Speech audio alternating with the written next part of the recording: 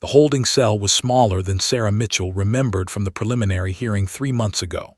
Gray concrete walls seemed to pulse with her anxiety, closing in with each shallow breath she took. The fluorescent lights hummed overhead with a mechanical monotony that made her head throb. She sat on the cold metal bench, her wrists bearing the imprints of the handcuffs they'd finally removed before placing her in this cage. The steel mirror across from her reflected a stranger, a woman she barely recognized. Dark circles hung beneath eyes that had forgotten what real sleep felt like. Her blonde hair, once meticulously maintained, hung in limp strands around a face that seemed to have aged 5 years in the past 6 months. Sarah's fingers unconsciously picked at the raw skin around her nails, drawing tiny beads of blood. She developed this nervous habit weeks ago during the worst of the custody battle preparations. Her attorney, James Crawford, had warned her repeatedly, "Stop doing that. The judge won't like visible signs of anxiety. She'll interpret it as guilt." But Sarah couldn't stop. The anxiety was too massive, too all-consuming. It radiated from her core like a living thing, demanding an outlet. Her body couldn't contain it anymore. 6 months ago, her life had been entirely different. She'd been a respected veterinary nurse at Columbus Animal Medical Center, a facility where she'd worked for 7 years. Her colleagues loved her. Her supervisor had written glowing performance reviews. Colleagues trusted her with their own beloved pets. She'd been saving money, planning to buy a small house with a yard where Emma could play safely. She'd been imagining a future, a normal, beautiful future where she and her daughter could build something solid together. Then came the night everything changed. David Chen had called unexpectedly, asking to pick up Emma for the weekend. It was his scheduled visitation time, and Sarah had no legal reason to refuse. She'd prepared Emma's bag carefully: favorite stuffed animal, pajamas, change of clothes, Emma's special blanket that she'd had since birth. Emma was only 3 years old, and while visitation was important, every separation from her daughter felt like tearing out a piece of her heart. But Sarah understood the importance of maintaining a relationship between David and their daughter. She'd never tried to keep them apart. What Sarah didn't know was that David had already begun laying his trap. 3 days later, police arrived at her apartment with a search warrant. The police officer explained that an anonymous tip had reported drug activity at her residence. Sarah's confusion transformed quickly into cooperation. "Of course, search anywhere you want," she told them, genuinely bewildered. "There are no drugs here. I've never used drugs. This is some kind of mistake." But there was no mistake, at least not the kind Sarah thought. In her bedroom closet, hidden inside a winter jacket she rarely wore, they found small bags containing methamphetamine. Sarah had stared at those bags in absolute shock, unable to form coherent words. Someone had planted them. Someone had deliberately framed her. Her mind had raced through possibilities. Who would do this? Who hated her enough to destroy her life? The answer came quickly when she discovered that David had been systematically poisoning her reputation for months. The drug test came next. Sarah had demanded an immediate test to prove her innocence. She was certain that the results would vindicate her, would prove she'd never touched drugs in her life. But the test came back positive for methamphetamine use. Sarah's world had shattered completely. She demanded a retest. The second test also came back positive. She'd later discovered that David had apparently contaminated the samples somehow, though her attorney suggested that might be difficult to prove in court. Now, sitting in this holding cell, Sarah understood the magnitude of what she was facing. David had orchestrated everything perfectly. He'd played the concerned father, claiming he was worried about Emma's safety around a drug-using mother. He'd filed for emergency custody. The judge, seeing the drug test results and the police evidence, had granted him temporary full custody without hesitation. Emma had been placed in David's care while Sarah faced potential criminal charges. The first 3 months after losing Emma had been the darkest period of Sarah's life. She'd barely eaten, barely slept. She'd lost 12 pounds without trying. Her supervisor at the Animal Medical Center, sympathetic at first, had eventually asked her to take a leave of absence.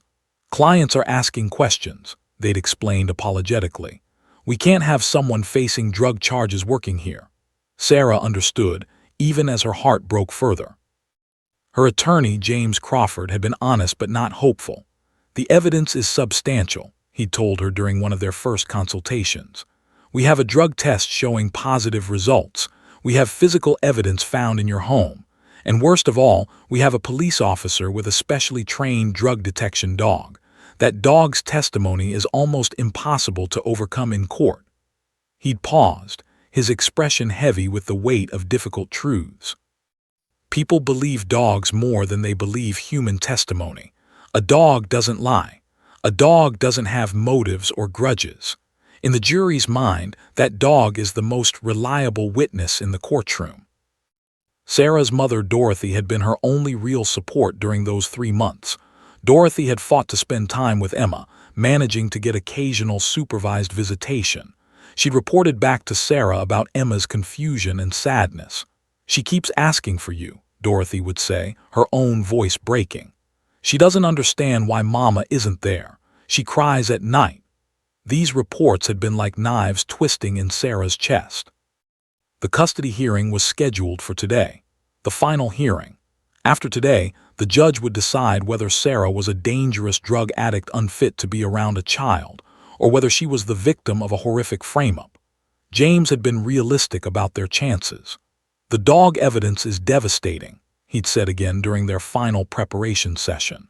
"The prosecution will argue that drug detection dogs are scientifically validated, that they're trained extensively, that they have near-perfect accuracy.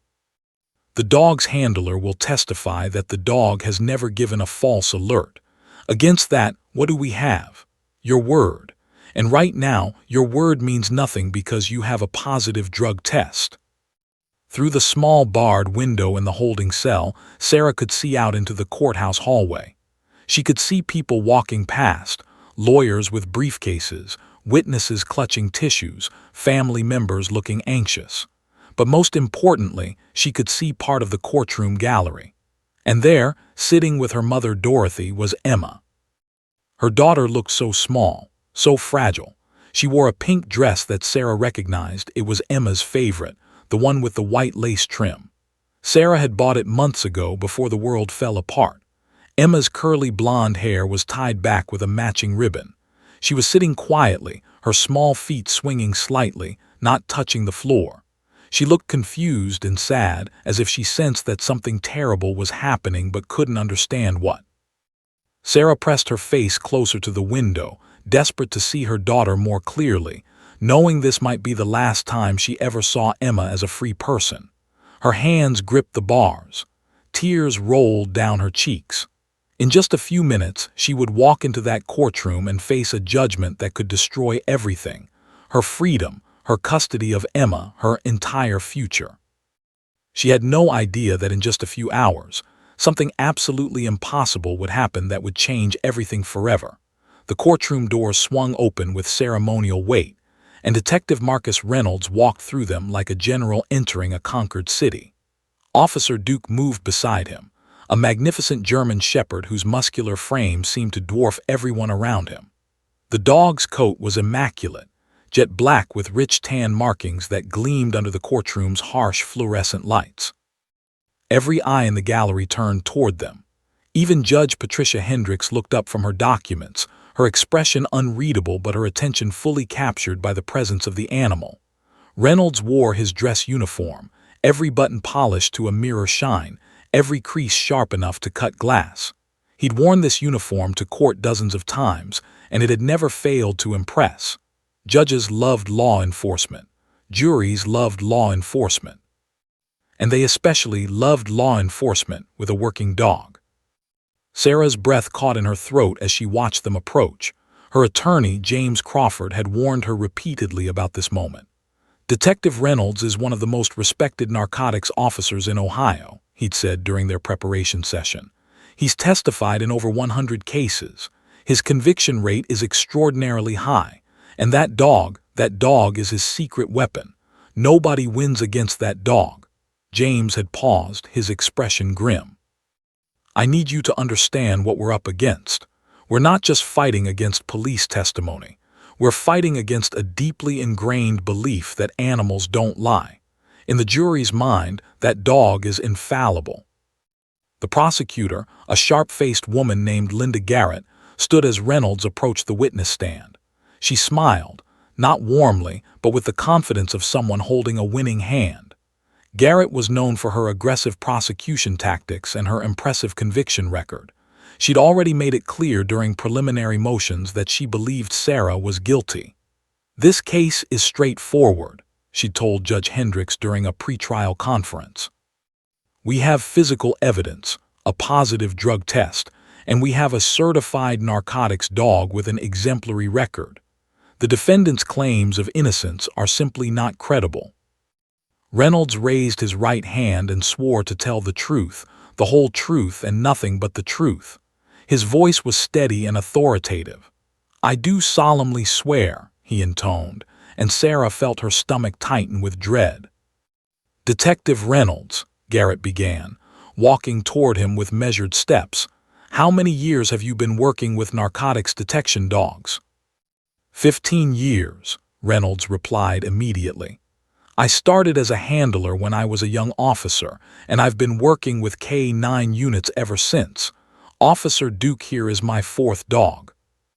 "And how many successful narcotics detections has Officer Duke performed?" Reynolds paused, his hand dropping to stroke Duke's head affectionately. The gesture was clearly calculated. It portrayed a deep bond between handler and dog, a partnership built on trust and expertise. Over 2,000 successful detections. In every single case, when Duke alerts to a location, we find narcotics. His accuracy rate is 99.9%. A murmur rippled through the courtroom. Sarah's hands trembled beneath the defense table. She tried to steady herself, tried to remember what James had told her about maintaining composure, but panic was rising in her chest like floodwater. 99.9%, Garrett repeated, letting the number hang in the air. "That's remarkable. Detective Reynolds, in your professional opinion, how is that possible? How does Officer Duke achieve such extraordinary accuracy?"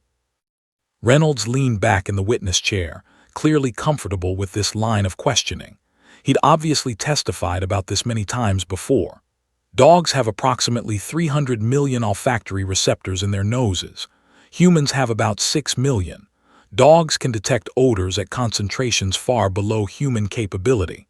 They can detect a single drug molecule among billions of other particles in the air. It's not magic, it's biology. It's science. A dog's sense of smell is simply superhuman. Garrett nodded, then gestured to her assistant, who wheeled forward a large projection screen. Crime scene photographs began to appear, one after another. Sarah's bedroom, her closet, the interior of her jacket, the bathroom, the kitchen. Each photograph was overlaid with circles indicating where Duke had alerted during the search. "Detective Reynolds, these are photographs from the March 15th search of Ms. Mitchell's residence. Can you walk us through Officer Duke's alerts?" Reynolds stood up and approached the screen, using a laser pointer to highlight each circled area. His narrative was compelling and damning. Here, in the master bedroom closet, Duke alerted strongly to residue on the inside of a winter jacket. Here, the residue was consistent with methamphetamine. Here, in the bedroom itself, Duke detected traces of the same substance on the carpeting near the bedroom closet. Here, in the bathroom, Duke alerted to residue on the edge of the sink, again consistent with meth production or use. With each location, Sarah felt the noose tightening around her neck. She wanted to scream that it was impossible, that someone else had planted everything, but she knew from watching countless trial dramas that courtroom outbursts would only make her look guilty and unstable. "In your professional opinion, Detective Reynolds," Garrett continued, her voice now dripping with confidence, "what do these alerts indicate?" "They indicate that methamphetamine has been present in this residence. Officer Duke doesn't make mistakes. He alerts where he detects narcotics. He's never given a false alert. Never, not in 15 years. The words hung in the courtroom like a death sentence. James Crawford stood for cross-examination, and Sarah felt a glimmer of hope. Maybe her attorney could poke holes in this testimony. Maybe he could raise reasonable doubt. James approached Reynolds with apparent confidence. "Detective Reynolds, is it possible that someone other than my client could have brought drugs into this residence?" "Theoretically, yes," Reynolds acknowledged. "But Ms. Mitchell is the primary resident. She has keys. She controls access. Could the drugs have been placed there without my client's knowledge?" Reynolds hesitated fractionally. "I suppose that's possible, but it would be a remarkable coincidence." "Is it possible, Detective, that Officer Duke could be alerting to residue from a previous tenant? Perhaps someone who lived in that apartment years ago?" Reynolds shook his head firmly. "No, the residue we found was fresh. The chemical composition indicates recent presence. This wasn't old residue from a previous tenant." James tried several more angles, but Reynolds had an answer for each one. His confidence never wavered. He presented himself as an unshakable expert, a man who'd seen thousands of cases and knew how criminals operated. By the time he stepped down from the witness stand, the damage was catastrophic. Sarah felt tears beginning to blur her vision. She could see from the jurors' expressions that they believed Reynolds completely. Several jurors were taking notes. One woman in the back row was nodding slightly, as if in agreement with every word Reynolds had said. Judge Hendrick's face was neutral, but Sarah detected something in her eyes that looked like disdain. During the lunch recess, James pulled Sarah aside into a private consultation room. "I'm not going to lie to you," he said quietly. "That testimony was devastating. Reynolds is credible. The dog is credible. The jury believes them. We need to reconsider whether we should go to trial or negotiate a plea deal." Sarah felt her world collapsing. "But I'm innocent," she whispered. "I know," James said, and he looked genuinely sympathetic. "But innocence and legal reality aren't always the same thing. Right now, the legal reality is that you look guilty as hell." As Sarah sat alone in the consultation room during the remainder of the lunch break, she had no way of knowing that James's pessimism was about to be rendered irrelevant. She had no way of knowing that something completely unexpected was about to happen in the courtroom, something that would cause Officer Duke's infallible reputation to crumble into dust. The afternoon session was about to begin, and it would change everything. The lunch recess had left Sarah hollowed out and devastated. She'd returned to the holding cell after her consultation with James, unable to eat the sandwich he'd brought her. The food sat untouched on the metal shelf, a symbol of her complete loss of appetite in the face of impending doom. She'd been alone with her thoughts for 2 hours, thoughts that spiraled in increasingly dark directions. Prison sentences for drug possession flashed through her mind. Years separated from Emma. Emma growing up calling someone else Mommy. Emma forgetting her face, her voice, the way Sarah had always kissed her goodnight. The bailiff had come to retrieve her at 1:45 p.m., 10 minutes before the afternoon session was scheduled to resume. Sarah had been led back through the courthouse corridors, past the metal detectors, through the hallways that all looked identical with their industrial gray paint and fluorescent lighting. She'd walked on autopilot, her mind in a fog of despair. James was waiting outside the courtroom, his expression grim. "Judge is running 15 minutes behind," he told her. "Gallery is packed. Looks like the Reynolds testimony drew some media attention. We'll have cameras in the hallway after this." Sarah had barely registered his words. The fact that the media was interested in her case, that she might become a news story of a failed mother and drug addict, only deepened her sense of humiliation and devastation. She'd taken her seat at the defense table, her eyes fixed on the empty jury box. The gallery behind her was indeed packed. She could feel the weight of their eyes, their judgment, their certainty of her guilt. She'd stolen a glance at them, older people, younger people, business people, working-class people. She'd searched their faces for any sign of sympathy, any indication that they might believe her, but found only the neutral expressions of people who'd already made up their minds based on Reynolds' testimony. And then at approximately 1:58 p.m., something extraordinary happened. The courtroom doors swung open with a sudden, unexpected force. Sarah heard the noise and looked back, as did everyone else in the gallery. Her mother, Dorothy Mitchell, stood in the doorway, slightly out of breath, with a small child in her arms. Emma, Sarah's 3-year-old daughter. The shock was so sudden, so overwhelming, that Sarah actually gasped audibly. Her hand flew to her mouth. Emma was wearing her favorite pink dress, the one with the white lace trim that Sarah had bought at Target on a sunny Saturday afternoon just before everything had fallen apart. The child's curly blonde hair was neatly tied back with a matching pink ribbon. She looked so small in Dorothy's arms, so innocent, so unaware of the courtroom's gravity. Emma's eyes were wide and confused as she scanned the unfamiliar space, the elevated judge's bench, the witness stand, the rows of people watching her. The bailiff immediately rose from his position near the judge's bench, his face reddening with official indignation. "Your Honor," he called out, his voice sharp and authoritative. "Children are not permitted in active proceedings. This is a custody hearing. The child needs to leave the courtroom immediately." Judge Hendricks looked up from her documents, her expression shifting from judicial concentration to visible irritation. "Mr. Bailiff, I can see that," she said coolly. "I'm not blind." She directed her gaze toward Dorothy. "Ms. Mitchell, is it? State your business." Dorothy stepped forward into the courtroom, still holding Emma. Her voice trembled with desperation and emotion. "Your Honor, I apologize for the intrusion, but I need to speak with you. This is Emma Mitchell, Sarah's daughter. She hasn't seen her mother in 3 months. The psychological impact on this child has been devastating. She cries at night. She wets the bed. She asks constantly, 'When is Mommy coming home?' She's been having nightmares." "Ms. Mitchell," Judge Hendricks interrupted, her tone brooking no argument, "children are not permitted in active custody proceedings. You know this. This is highly irregular and technically a violation of court rules." "I know, Your Honor," Dorothy continued, her voice strengthening with maternal determination, "but I'm begging you.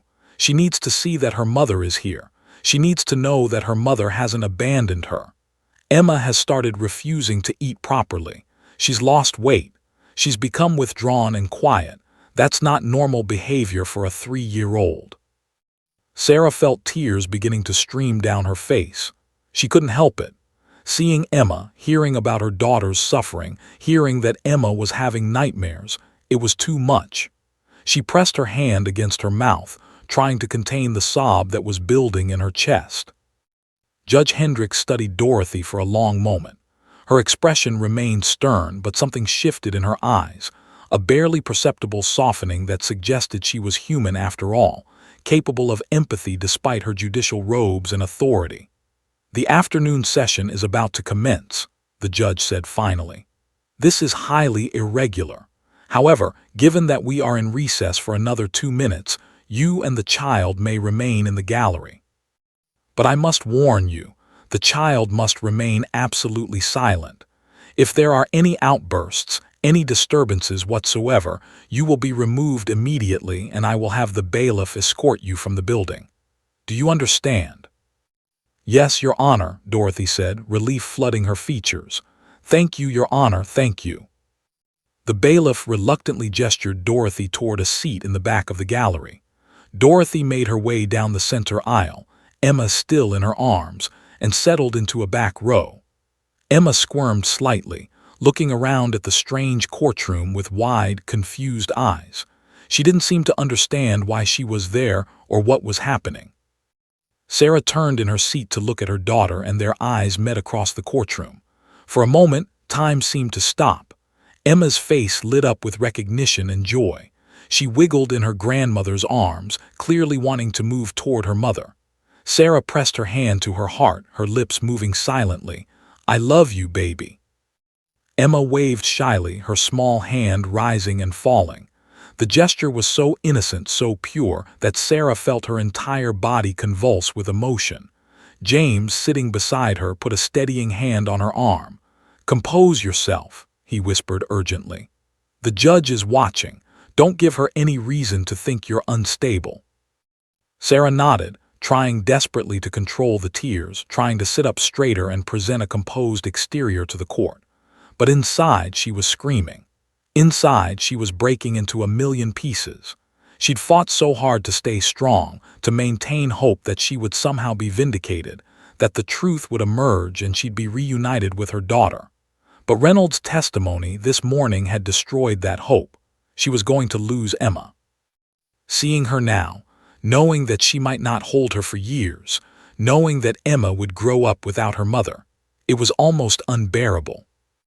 Dorothy settled into the back row, keeping Emma on her lap but making sure the child remained quiet. Emma occasionally glanced toward her mother, but she seemed to sense that she needed to be still and silent. The courtroom had returned to its formal atmosphere, but something had shifted.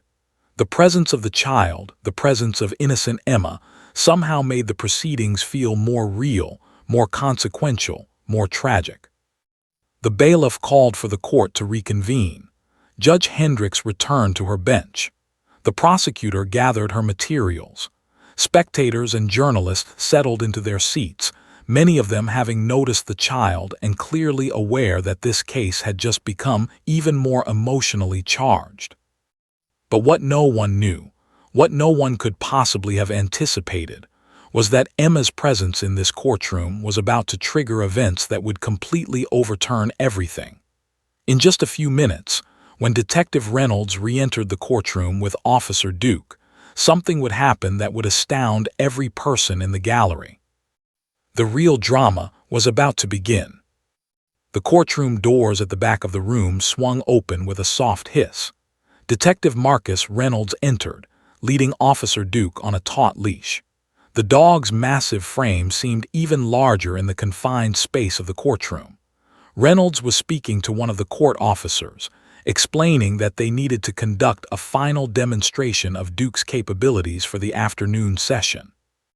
The prosecutor had requested it, one last, dramatic display of the dog's infallibility before closing arguments began.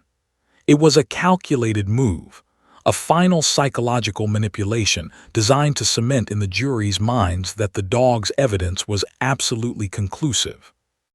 Reynolds looked confident, almost cocky. He presented his testimony that morning without a single moment of doubt or hesitation. The jury had believed every word. The judge seemed convinced. Even the defendant's own attorney had appeared defeated. In Reynolds' mind, the case was essentially over. He was simply going through the formalities now, putting the final nail in Sarah Mitchell's coffin. He had no idea that his presence in the courtroom was about to trigger an absolute explosion of chaos. Emma had been sitting relatively quietly in the back gallery, her small body nestled against her grandmother's chest. Dorothy had been whispering softly to the child, trying to explain what was happening in the courtroom in age-appropriate language. "That's where Mommy is," Dorothy had pointed. "She's talking to some people who will help her." Emma had nodded solemnly, not fully understanding but sensing the gravity of the situation in the way children do. Then Reynolds and Duke entered through the back doors. The transformation in Emma was instantaneous and violent. Her entire body convulsed as if she'd been struck by lightning. Her eyes went wide, wider than they'd ever been, and her mouth opened to scream. But it wasn't a normal scream. It was a sound of pure, absolute recognition. A sound of joy mixed with confusion, of disbelief, of desperate certainty. "That's Mama's Duke. That's Mama's Duke." The words erupted from the 3-year-old's mouth with such force, such conviction, that the entire courtroom froze in absolute shock. Every eye turned toward the back gallery. Every person in the room stopped whatever they were doing. The prosecutor's pen halted mid-word. The court clerk looked up from her notes. Even Judge Hendricks, who had been reviewing documents, lifted her head with an expression of utter confusion. Officer Duke's reaction was equally instantaneous and undeniable. The dog's entire body went rigid for a fraction of a second, and then he lunged forward with such force that Reynolds was nearly yanked off his feet. The leash became taut, straining under the dog's weight and desperation. Duke's tail began thrashing in wild, uncontrolled circles. He howled, not barked, but howled, a sound of recognition and yearning that echoed through the courtroom with primal intensity. "Mama's Duke, Mama's Duke, Mama's Duke." Emma was screaming now, standing on the bench seat, pointing with both her small hands toward the dog. Her face was contorted with the intensity of her emotion. Dorothy was struggling to hold her granddaughter steady, trying desperately to keep Emma from jumping down and running toward the dog. But Emma's commitment to that recognition was absolute. She was vibrating with emotion, with the certainty of knowing something she loved, something familiar, something that belonged to her world. Reynolds was fighting to maintain control of Duke, his face rapidly transforming from confident authority to absolute shock. He pulled hard on the leash, trying to control the massive dog who seemed intent on breaking free and running toward the back of the courtroom. But Duke was not obeying. Duke was not responding to commands. Duke was acting on instinct, on recognition, on something that transcended the careful training and behavioral conditioning that Reynolds had spent years installing. "Your Honor," Reynolds called out, his voice strained with effort. I need assistance. The dog is something's wrong." But Judge Hendricks was no longer listening to Reynolds. She was staring at the back gallery with an expression that had shifted from judicial calm to intense investigation. Her eyes were locked on Emma, and her entire body had gone very still. Journalists in the gallery had jumped to their feet, sensing that something extraordinary was happening. Some had pulled out their phones to record video.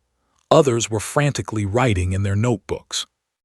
"Mama's Duke, Mama's Duke, Mama's Duke."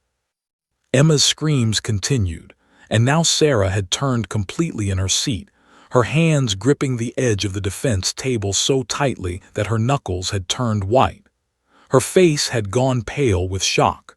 Her eyes were locked on the dog, on her daughter, trying to comprehend what was happening. The prosecutor, Linda Garrett, had stood up, her earlier confidence completely obliterated. "Your Honor, this is highly irregular. I don't understand." Her voice trailed off because she, like everyone else in the courtroom, could see that something catastrophic had just occurred. The courtroom erupted into chaos. People were standing, shouting questions, confusion spreading like wildfire. The bailiff was rushing toward the back gallery, trying to assist Dorothy in controlling Emma. Another court officer was moving toward Reynolds, asking if he needed help with the dog. The court clerk was frantically signaling to the judge, uncertain about what protocol to follow in this unprecedented situation. Judge Hendricks, however, had not moved from her bench. She sat perfectly still, her eyes moving back and forth between Emma and Duke, between the child and the dog, processing the implications of what she just witnessed. Her expression had shifted to something darker, something that suggested she was beginning to understand that something was fundamentally wrong with the prosecution's case. Duke continued to strain against the leash, his entire body trembling with the force of his desire to reach Emma. Reynolds was practically being dragged forward by the dog's strength.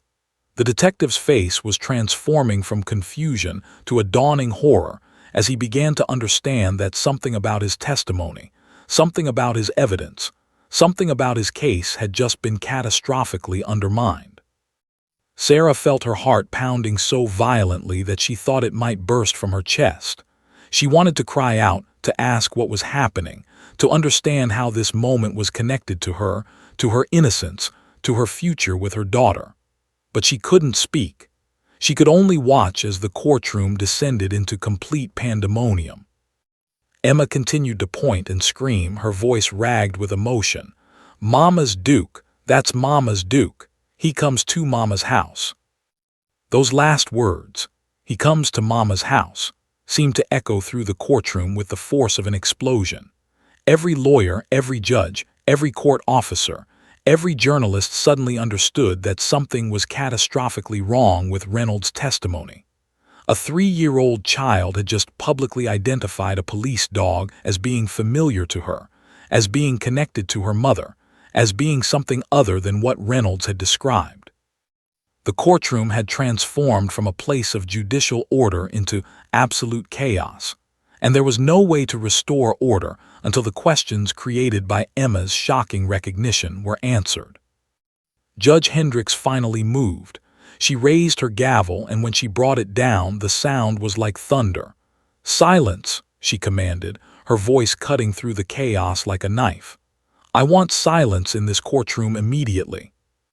The room fell quiet, though people remained standing, tension crackling in the air like electricity before a lightning strike.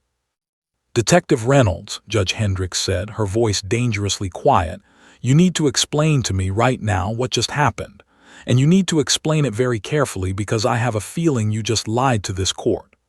Gavel's thunderous strike hung in the air like an executioner's blade. Silence, complete silence.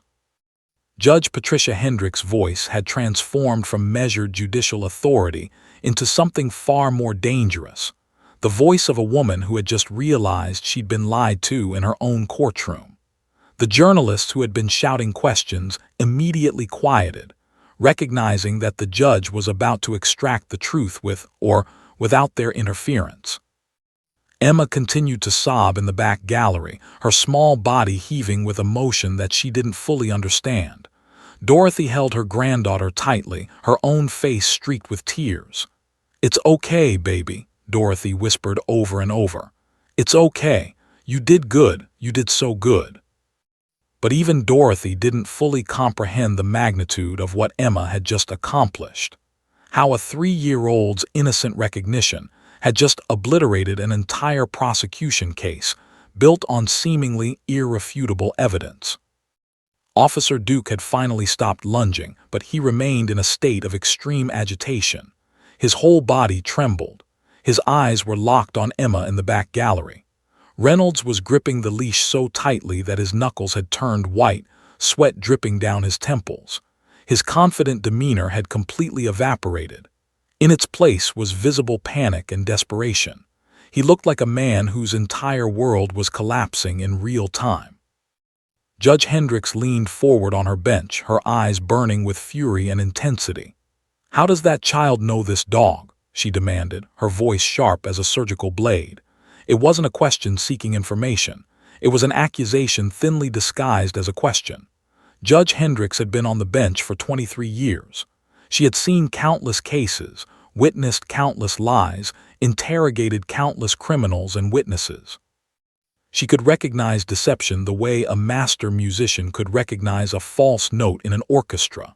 And right now, she was hearing the discordant sound of a massive lie. Dorothy stood up from her seat in the gallery, still holding Emma in her arms, though the child had begun to calm slightly, sensing the shift in the courtroom's energy.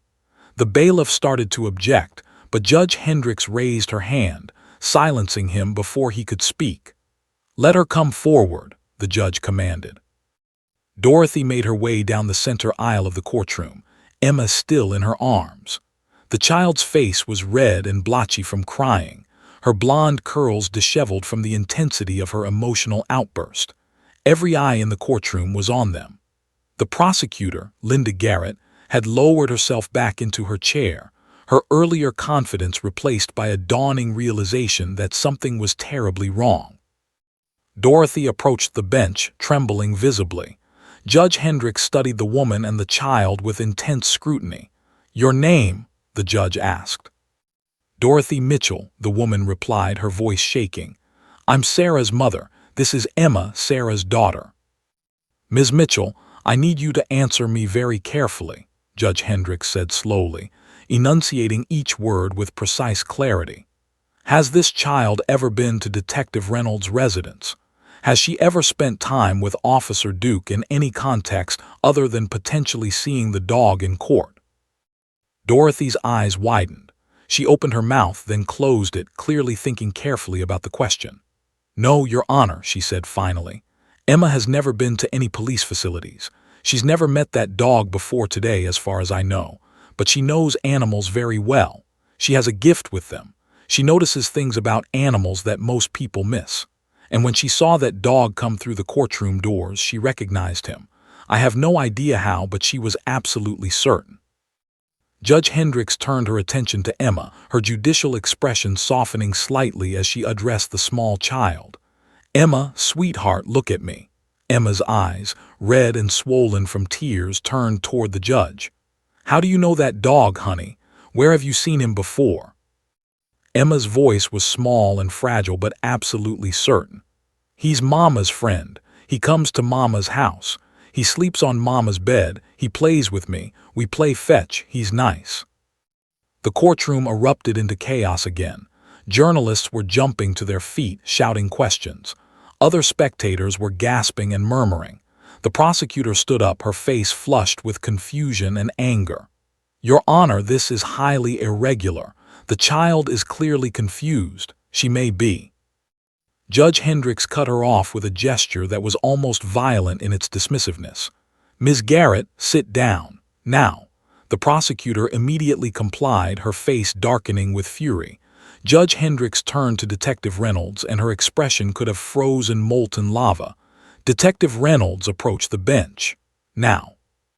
Reynolds moved forward slowly, still holding Duke's leash, and the dog came with him, his body still trembling with agitation. Reynolds' face had gone completely pale. Beads of sweat were dripping down his face. His hands were shaking noticeably. The confident, assured detective from this morning had been completely replaced by a man who understood that his career was about to end. "Detective," Judge Hendricks said quietly, her voice more dangerous for its softness, "I am asking you directly, under penalty of perjury for testimony you have already given in this courtroom. Has Officer Duke ever been to Sarah Mitchell's residence?" Reynolds' mouth opened and closed several times, like a fish removed from water. His eyes darted around the courtroom, searching for an escape that didn't exist. The truth was closing in on him like a trap, and there was nowhere to run. "Your Honor, he began, his voice hoarse and strangled. "Yes or no, detective," Judge Hendricks interrupted, her voice like ice. "Has this dog ever been to Ms. Mitchell's residence?" The silence that followed was absolute and suffocating. Every person in the courtroom held their breath, waiting for Reynolds' answer. Sarah sat at the defense table, her hands clasped so tightly together that her fingernails were drawing blood from her palms. Her entire future hung on the detective's next words. Finally, Reynolds' shoulders sagged in defeat. He looked like a man who had just accepted that the game was over. "Yes," he whispered, so quietly that several people in the courtroom had to lean forward to hear him. "Yes, Officer Duke has been to Ms. Mitchell's residence." The courtroom erupted into absolute pandemonium. Journalists were screaming questions. People were standing and shouting. The bailiff was calling for order. Judge Hendricks' gavel came down repeatedly, each strike louder than the last, demanding silence. "Silence. I will have silence in this courtroom, or I will have every person not involved in this case removed." Slowly, the chaos subsided. People remained standing but quieted their voices. Judge Hendricks' expression was now pure fury, barely restrained violence held in check only by her judicial authority and years of professional discipline. "Detective Reynolds," she said, each word falling like a hammer blow, "you testified under oath this morning that you conducted a search of Ms. Mitchell's residence on March 15th. You testified that Officer Duke detected narcotics at that residence. You testified that the dog has never given a false alert. And you testified that you found evidence of drug use or possession. Is that correct?" Reynolds nodded mutely.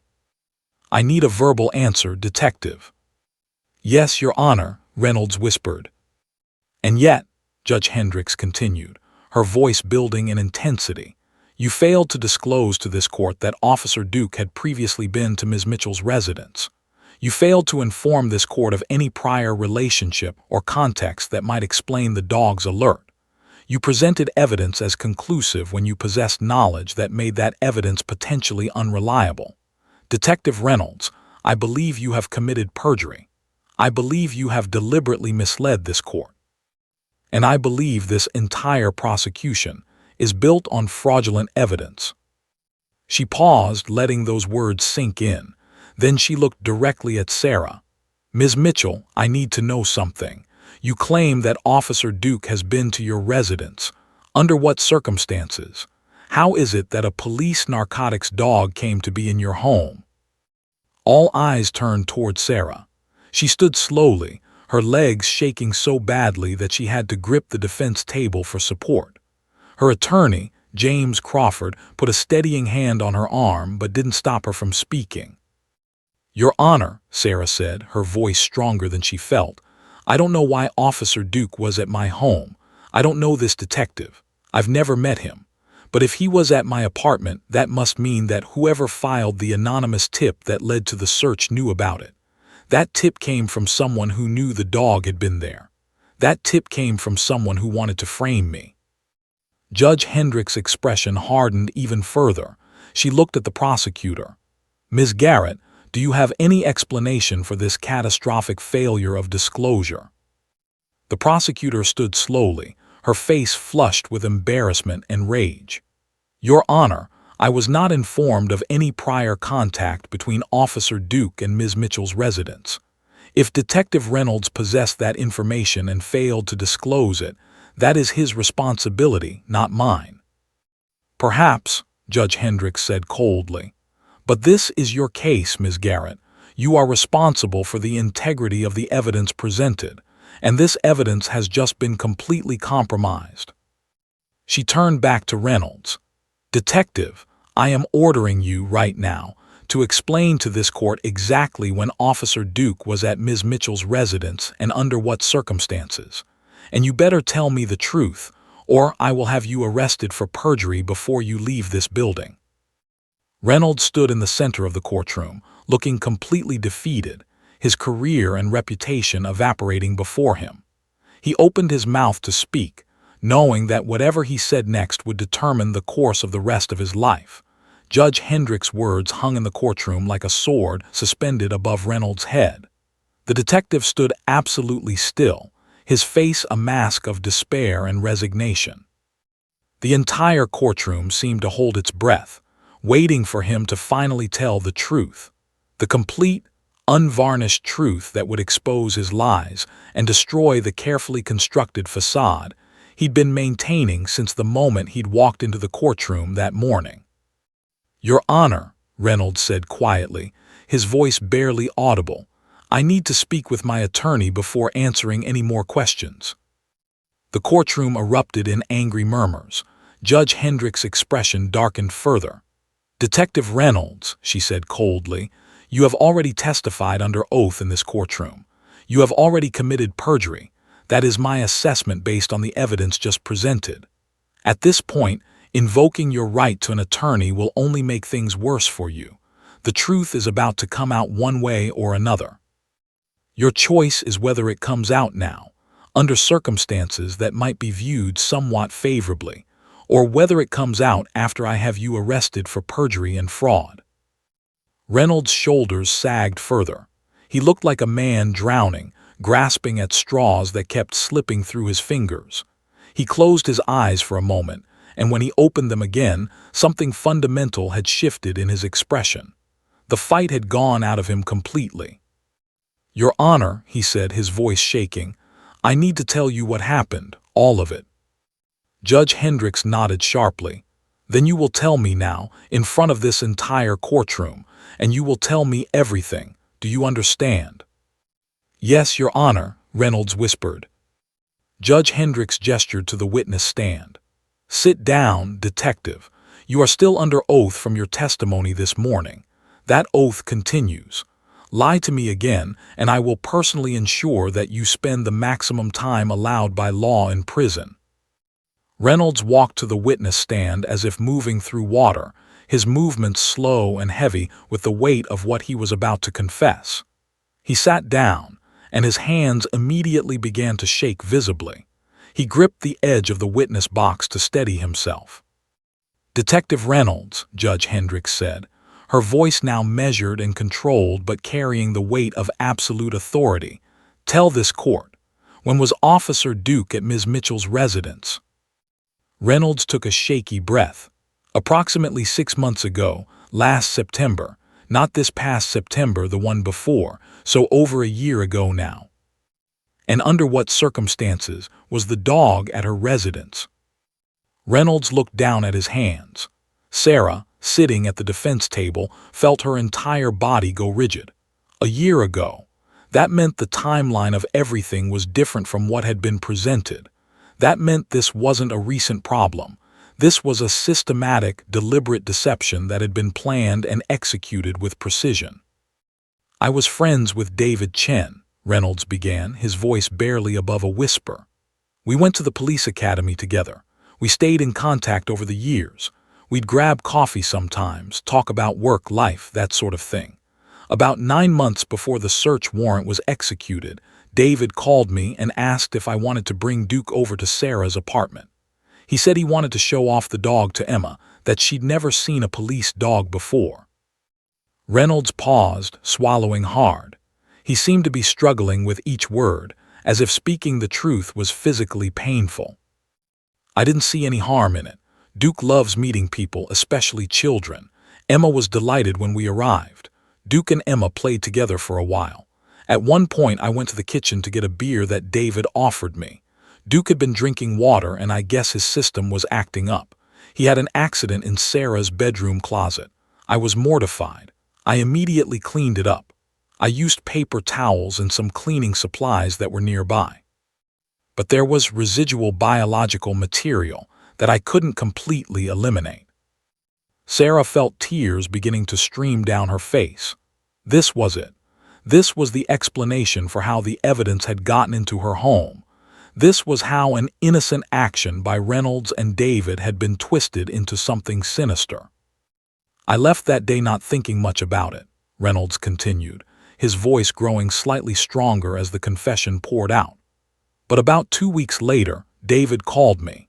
He asked me to do him a favor. He said he and Sarah were having custody disputes, and he wanted to ensure he had a strong case. He said he wanted me to conduct a search of Sarah's apartment and present evidence that she was using drugs." The courtroom erupted in shocked gasps and exclamations. Judge Hendricks didn't even bother to gavel for silence. She was staring at Reynolds with an expression of pure hatred. "I told him I couldn't do that," Reynolds continued, his voice shaking. "I told him that was illegal, that I couldn't fabricate evidence, that it was absolutely against everything I stood for as a police officer. He told me he understood, but then he said something that changed everything. He said, 'Remember when Duke had that accident at my place? Remember the mess in the closet?' And I suddenly realized what he was planning." Reynolds looked up, his eyes red and wet with tears. He was going to plant drugs in Sarah's apartment and then call in an anonymous tip. Duke would alert because he'd been there before, because his biological material was there, and it would look like the most conclusive evidence possible. I understood immediately what he was doing. He was setting up Sarah, and he was planning to use Duke, my dog, my trusted partner, as the weapon to do it. "And what did you do?" Judge Hendricks asked, her voice absolutely lethal in its quietness. "I told him no," Reynolds said. "I told him I wouldn't cooperate.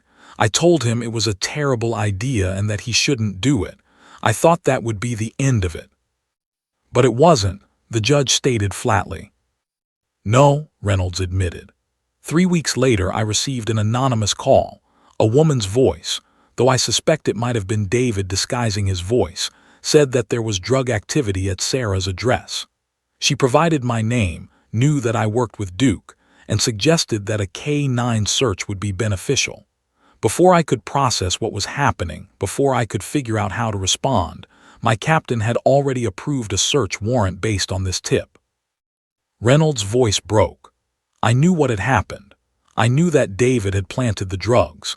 I knew that Duke's alert would be based on his previous presence at that location, not on actual narcotics. But I also knew that if I said anything, if I tried to stop it or explain the situation, I would have to admit that I'd knowingly allowed David to set this up, that I'd been complicit in the conspiracy even though I'd refused to actively participate. He looked directly at Judge Hendricks. "So I did the worst thing a police officer can do. I lied. I testified as if Duke's alert was legitimate. I presented evidence as conclusive when I knew it was fraudulent. I destroyed an innocent woman's life because I was a coward, because I was afraid that admitting my mistake would end my career. And it will, Judge Hendricks said coldly. Your career is over, Detective Reynolds, but that's the least of your problems now. She turned to address the entire courtroom. This court has just witnessed a confession of perjury, conspiracy to commit fraud, conspiracy to commit custody manipulation, and possibly conspiracy to commit defamation. Detective Reynolds has admitted to knowingly presenting false evidence in a court of law.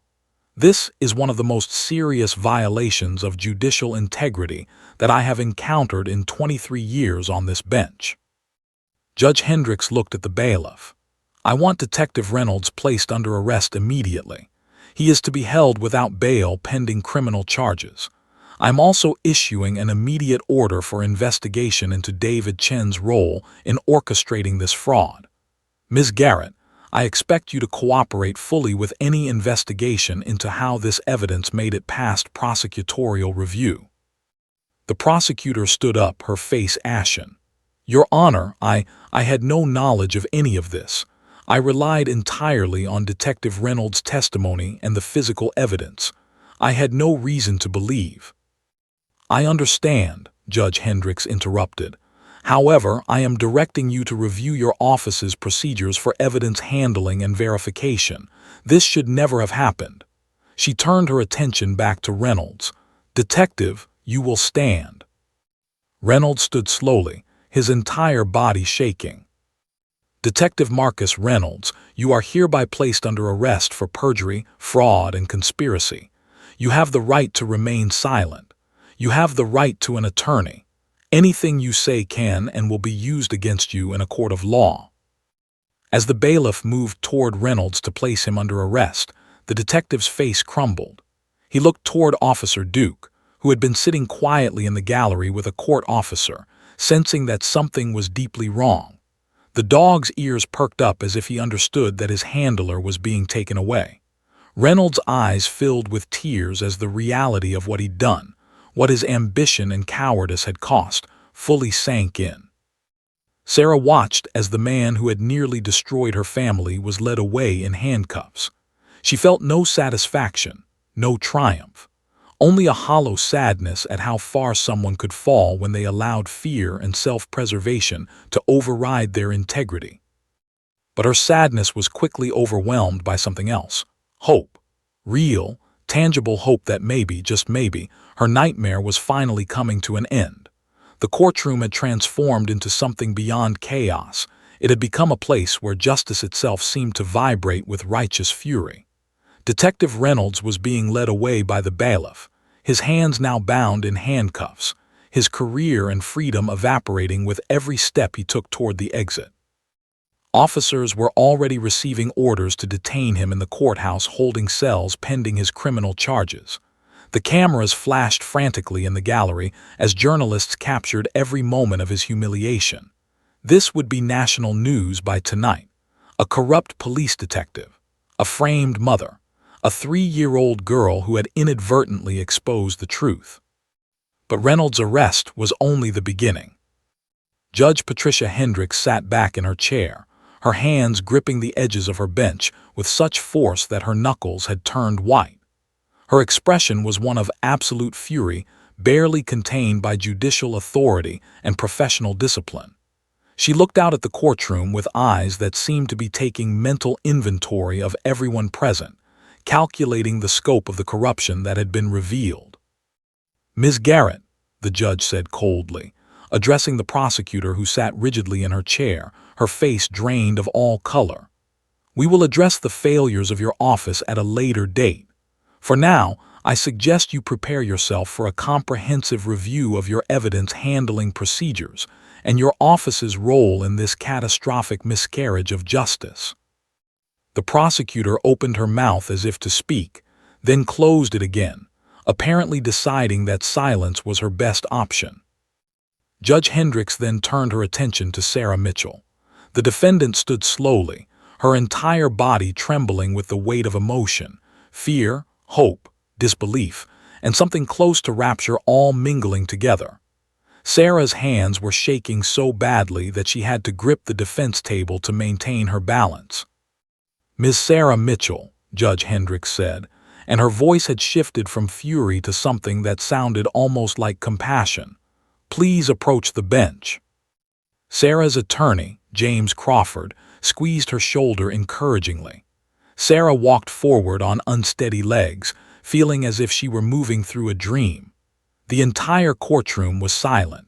Everyone understood that they were witnessing a moment of profound justice, a reversal of fortune so complete that it seemed almost impossible. When Sarah reached the bench, Judge Hendricks looked down at her with an expression that suggested she was seeing not a defendant but a victim, a woman who had been systematically destroyed by people she'd trusted, and a system that had failed her catastrophically. "Ms. Mitchell," the judge began, "I want to apologize to you on behalf of this court. You have been the victim of a deliberate and systematic conspiracy designed to deprive you of your freedom, your reputation, and your most precious possession, your relationship with your daughter. This court failed you. The police failed you. The prosecutor's office failed you. And most egregiously, a man sworn to uphold the law chose to betray that oath in the most profound way possible." Sarah felt her knees buckle. She gripped the edge of the bench to steady herself. Tears were streaming down her face, but these were different tears from the ones she'd shed during the desperation of her ordeal. These were tears of vindication, tears of hope, tears of a woman who had finally been believed. "Effective immediately," Judge Hendricks continued, "I am vacating all charges against you. I am expunging your arrest record. I am issuing an immediate order restoring full custody of your daughter, Emma Mitchell, to you. This custody order is effective immediately and is not subject to appeal." Sarah collapsed forward, her hands covering her face as sobs of pure relief and joy racked her body. Around the courtroom, spectators were openly crying. Even some of the court officers appeared moved by the moment. "Furthermore," Judge Hendricks said, her voice building in intensity, "I am issuing a comprehensive investigation into David Chen's role in orchestrating this fraud. I am directing law enforcement to immediately bring charges against him for filing a false police report, conspiracy to commit fraud, conspiracy to manipulate custody proceedings, and potentially conspiracy to commit perjury. He will be arrested and detained pending trial." The judge then addressed the entire courtroom. "What has been revealed in this hearing today is a systematic corruption of the legal process. A man sworn to protect and serve instead participated in the destruction of an innocent woman's life. Another man, driven by greed and custody disputes, deliberately framed his former partner. And a prosecutor's office, through either negligence or willful blindness, failed to verify the most critical evidence in a case that would determine a child's future." She paused, letting those words sink in. "This is not justice. This is the antithesis of justice. But I want everyone in this courtroom to understand something. Justice has now been served. Truth has prevailed. And the innocent have been vindicated." Judge Hendricks looked directly at Sarah. "Ms. Mitchell, you are free. You are innocent. And more importantly, you are about to be reunited with your daughter." The courtroom erupted. This time, Judge Hendricks made no effort to silence the chaos. Journalists were screaming questions and shouting into their phones. Spectators were applauding. Sarah stood frozen for a moment, unable to process that this nightmare had finally ended. Then she turned and looked toward the back of the courtroom where her mother sat holding Emma. The 3-year-old child, sensing the shift in energy, sensing that something profound had changed, began to struggle in her grandmother's arms. "Mama," Emma cried out. "Mama, mama, mama." Sarah ran. She didn't walk. She ran down the center aisle of the courtroom with her arms outstretched. Dorothy stood and brought Emma down to meet her mother halfway. Sarah scooped her daughter up into her arms and held her so tightly that Emma squealed with delight. "Mama's here," Sarah whispered into her daughter's hair. "Mama's here, baby. Mama's got you. I'm never letting you go again." Emma wrapped her small arms around her mother's neck and squeezed with all the strength her tiny body possessed. Dorothy stood beside them, her own arms wrapped around both of them, all three females united in relief and love. The courtroom watched the reunion, and there was barely a dry eye in the gallery. This was what justice looked like. Not punishment, not retribution, but the restoration of something precious and irreplaceable. A mother, a daughter, a family brought back together. Judge Hendricks sat back in her chair, watching the scene with something that might have been satisfaction on her severe face. "Bailiff," she said quietly, "please escort Detective Reynolds' dog to Ms. Mitchell. Given the circumstances, I believe Officer Duke belongs with the family who has come to be his true family." The court officer who had been holding Duke's leash brought the massive German Shepherd forward. Duke's reaction upon seeing Emma was immediate and overwhelming. The dog's entire body trembled. His tail wagged with such force that his entire rear end was oscillating. When he reached Sarah and Emma, he gently pushed his nose between them, whining softly, as if he understood that he was being reunited with people he loved. Emma squealed with delight, "Duke, Duke, my Duke, Mama's Duke." Sarah laughed, actually laughed, for the first time in what felt like an eternity. She reached out and scratched Duke's ears while holding Emma with her other arm. The dog, the mother, and the daughter stood together in the center of the courtroom, united not by biology but by love and loyalty and the kind of bond that transcends explanation. Judge Hendricks watched this scene and allowed herself the smallest hint of a smile. Then she looked at the prosecutor. "Ms. Garrett, I am scheduling a comprehensive review of your office's evidence handling procedures for next month. I expect you to be present with a detailed report of the failures that allowed this case to proceed." She then turned to address the assembled crowd. "This hearing is adjourned. However, I want to be absolutely clear. The investigation into David Chen will be thorough and relentless. He will be prosecuted to the full extent of the law. Detective Reynolds will face criminal charges for perjury and conspiracy, and this case will serve as a cautionary tale about what happens when officers of the court abandon their oath and choose corruption over justice." Judge Hendricks raised her gavel one final time. "Court is adjourned." The sound of that gavel striking the bench seemed to echo through the courtroom with finality. Justice had been served, truth had triumphed, and an innocent woman and her daughter had been restored to each other. In the back of the courtroom, reporters were already on their phones, calling their news desks. "We have a massive story," one of them said breathlessly. "Innocent mother vindicated after police conspiracy exposed, and it all started with a 3-year-old girl pointing at a police dog." But Sarah heard none of this. She was too focused on the feeling of her daughter in her arms, the warmth of the dog pressed against her legs, and the profound gratitude that flooded through her entire being. She was free. Emma was free, and they were together again. Justice, in its purest form, had finally been served. 9 months had passed since that extraordinary day in the courtroom when a 3-year-old girl's innocent recognition had unraveled a systematic corruption and restored a family to wholeness. The September sun was warm and golden as it filtered through the windows of Sarah's new house, painting everything in shades of amber and honey. The house wasn't large, just a modest 3-bedroom ranch-style home in a quiet neighborhood on the outskirts of Columbus, but it was hers. She'd purchased it with the settlement money that had come from the city's lawsuit settlement. The city had been eager to make amends for the injustice perpetrated by one of its own officers. Sarah stood in the backyard, watching Emma play in the sandbox while Officer Duke lounged nearby, his massive body stretched out in the warm grass. The dog's eyes tracked Emma's every movement with protective vigilance, even as he appeared to be dozing. In the 9 months since they'd become a family, Duke had transformed from a police narcotics dog to something far more precious. He'd become Emma's constant companion and protector.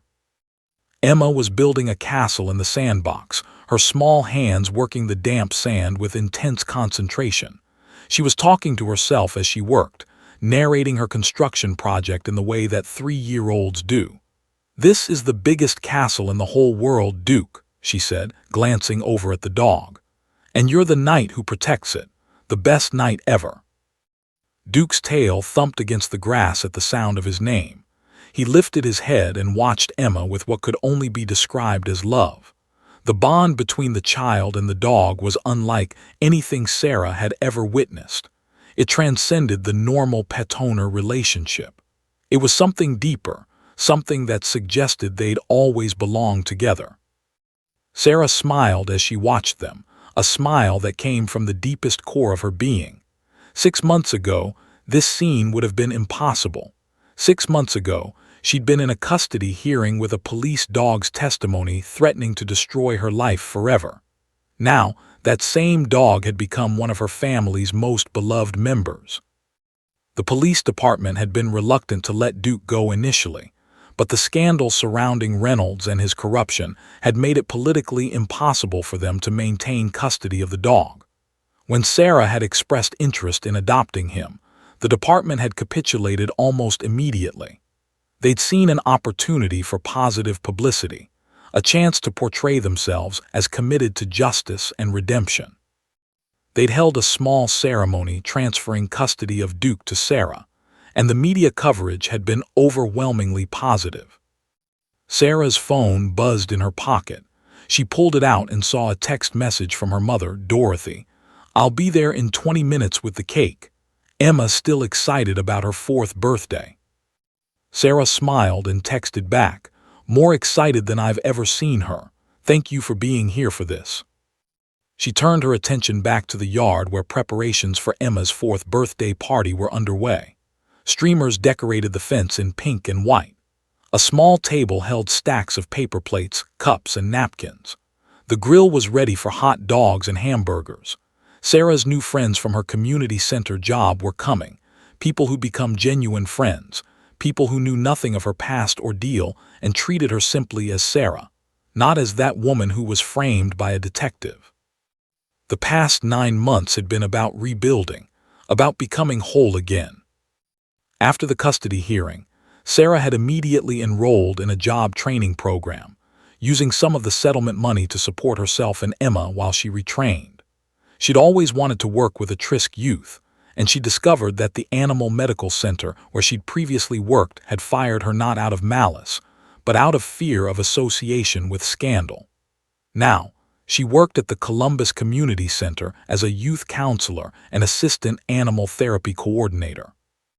It was meaningful work that allowed her to help children who were struggling, children like Emma had been, caught in circumstances beyond their control. The animal therapy program had been her idea. She proposed bringing Duke to work with her, and he'd become an invaluable part of the program. Children who were withdrawn, anxious, or struggling to process trauma seemed to open up around Duke. His presence was calming, therapeutic. Several of the children she worked with had actually requested to work with Duke specifically. Sarah understood why. The dog had saved her life, metaphorically and literally. He was a symbol of redemption, of second chances, of finding light in darkness. David Chen had received a sentence of 5 years for his role in orchestrating the frame-up. The sentencing had been thorough and damning. The judge had laid out in exacting detail how Chen had deliberately manipulated the legal system, how he'd corrupted a police officer, how he'd attempted to steal a child from her mother through deliberate deception. The sentence reflected the severity of his crimes. Detective Marcus Reynolds had received 7 years. His sentence was longer than Chen's because of his position of trust and his violation of his oath as a police officer. The court had determined that his crime was particularly egregious because he'd used the power of his badge to commit fraud. He would also lose his pension, a penalty designed to ensure he faced genuine consequences for his betrayal. Linda Garrett, the prosecutor, had survived the investigation into her office's procedures, but barely. She'd been reassigned and forced to take extensive training in evidence handling and verification procedures. Her career had been damaged. though she'd escaped criminal charges due to the investigation finding that she'd been negligent rather than deliberately complicit. Sarah's phone buzzed again. This time it was a text from James Crawford, her attorney. "Saw the article about your community center work. So proud of you. Let's grab coffee soon." Sarah texted back her agreement. James had become something of a friend over the past 9 months. He'd offered his services pro bono for the custody hearing, believing in her innocence from the moment he'd heard her story. He'd fought for her with passion and skill, and they developed a genuine friendship beyond the attorney-client relationship. "Mama, Mama," Emma's voice broke through Sarah's reverie. The child was running toward her, her small face flushed with exertion and joy. "Duke helped me build the castle. We made it so big." Sarah scooped her daughter into her arms and twirled her around, both of them laughing. Duke trotted over and pressed his nose against them, his tail wagging. Sarah reached down to scratch the dog's ears while holding Emma. "I know, baby," Sarah said. "Duke is the best castle builder ever." As the afternoon wore on, guests began to arrive. Dorothy came with an elaborate birthday cake, a castle-shaped creation that made Emma squeal with delight. Sarah's friends from the community center arrived with gifts and balloons. Several of the children Emma had been around at the center came with their parents. The backyard transformed into a celebration of joy, of life continuing forward, of wounds healing. During the party, Sarah found herself standing alone for a moment, watching her daughter play with other children, watching Duke gently accept petting from everyone around him, watching her friends and family enjoying themselves in her backyard.